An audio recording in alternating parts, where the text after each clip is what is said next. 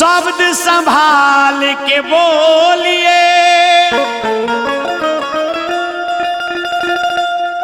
शब्द के हाथ न पाऊं,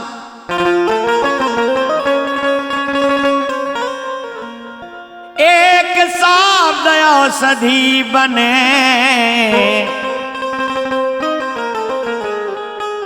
तो एक शब्द करेगा।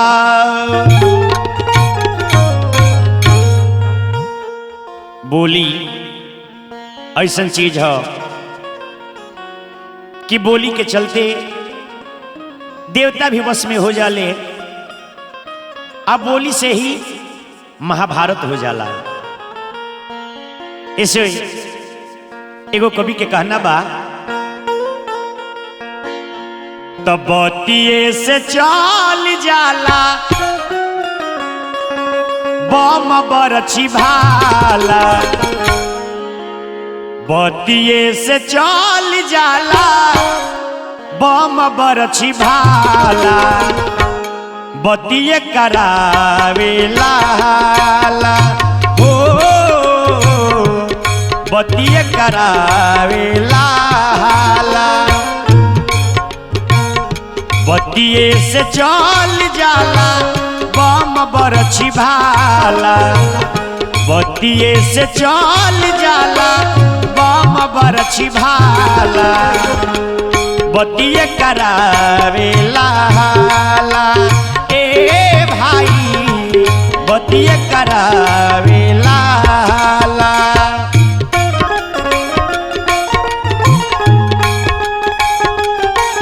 जय हो राकेश भैया।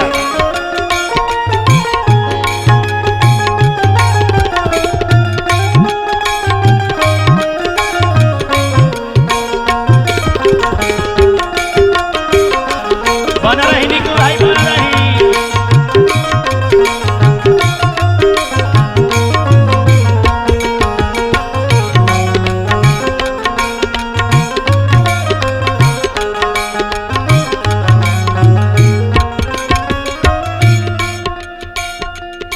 बात ही ऐसी चीज है भैया कि बात के कारण रामायण में देखी क्या होता। बतिये के कारण भरत तेज दिहल माई के, बतिये से विभीषण जी छोड़ले अपना भाई के।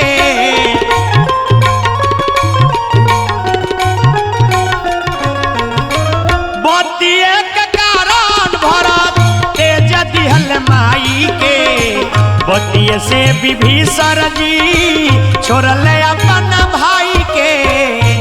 ए निकू भाई, ये बात से का होला? बतिये से माखन औरी मिश्री भेटाला, बतिये से माखन औरी मिश्री भेटाला, बतिये करावेला। ए भाई बतिये करावेला।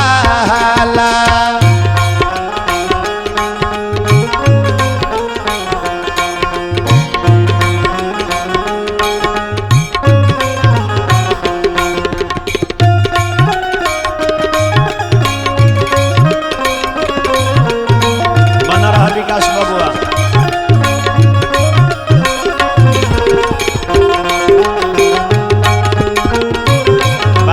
संदीप बाबू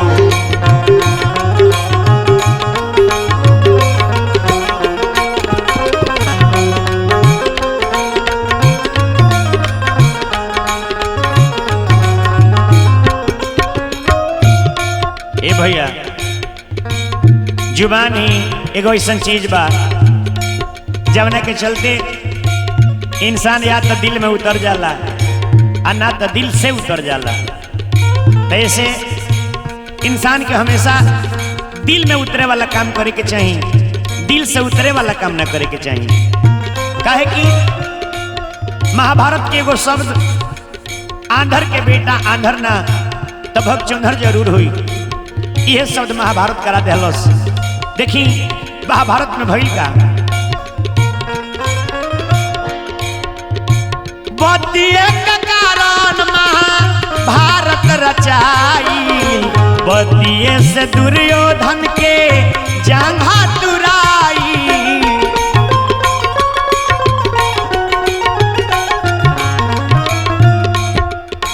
बतिये के कारण महाभारत रचाई, बतिये से दुर्योधन के जांघा तुराई।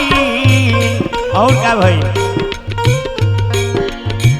बतिये से पितामह जी के देहिया छेदाला, बतिये से पितामह जी के देहिया छेदाला, बतिये करावेला हाला ए भाई, बतिये करावेला हाला।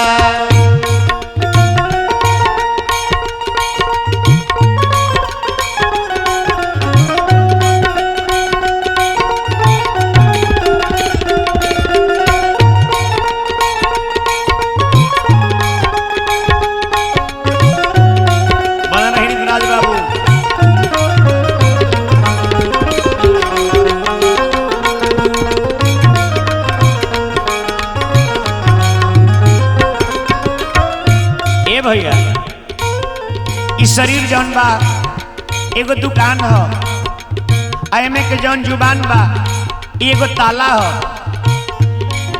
इ ताला खुली तब पता चल जाई कि दुकान कोयला के बा आ कि दुकान सोना के बा। ऐसे बहुत सोच समझ के बोले के चाहिए, काहे कि देखिए अवरी बोली के चलते का भई। बतिये के कारण ध्रुव प्रण कैले मन में, बतिये के कारण सीता चल गई वन में।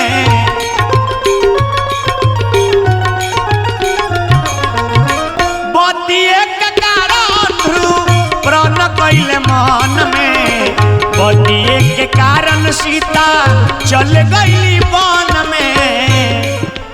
निकू भाई,